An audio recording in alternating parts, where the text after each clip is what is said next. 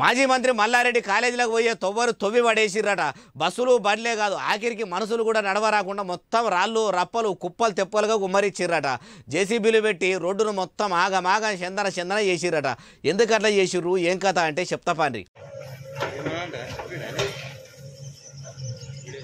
తలుగున్నోందే బర్రె అధికారం ఉన్నోందే రాజ్యం అన్నట్టు ఇష్టం వచ్చినట్టు హెచ్ఎండిఏ లేఅవుట్ భూములను కబ్జా పెట్టి గుండ్లపోచంపల్లిలున్న మల్లారెడ్డి కాలేజీలకు పోయేందుకు దర్జాగా దారులు వేసుకుంటాట. అప్పుడంటే మంత్రి కదా అధికారులు కూడా తెలిసి కూడా ఏమనలేదట. సారు మీరు చేస్తున్నది తప్పని చెప్తే ఏడ కొలువులకెళ్ళి తీసేస్తాడో అని బుగులుకు చెప్పలేదట. ఇక అధికారం పోయింది, పవర్ కాంగ్రెస్ చేతులకు వచ్చింది. మల్లారెడ్డి కాలేజీలకు పోయే తొవ్వను బంధు పెట్టిర్రు. ఇంకో అసలు ముచ్చట ఏంటంటే రేవంత్ రెడ్డి సారు ఎంపీగా ఉన్నప్పుడు మాలాస్క మాటల ఈ అక్రమ తొవ్వల ముచ్చట అధికారులతోనే అన్నాడట. కానీ సారప్పుడు అధికారంలో లేడా. రేవంత్ రెడ్డిని ప్రభుత్వ ఆఫీసర్లు దేక కూడా దేకలేదు. ఇప్పుడు కూడా చెప్పక ముందే చేసి షెబ్బాస్ అనిపించుకుందాం అనుకున్నట్టే మంచి ప్లానే చేసినట్టుండ్రు కదా అంటారు ఈ ముచ్చట తెలిసినోళ్ళు.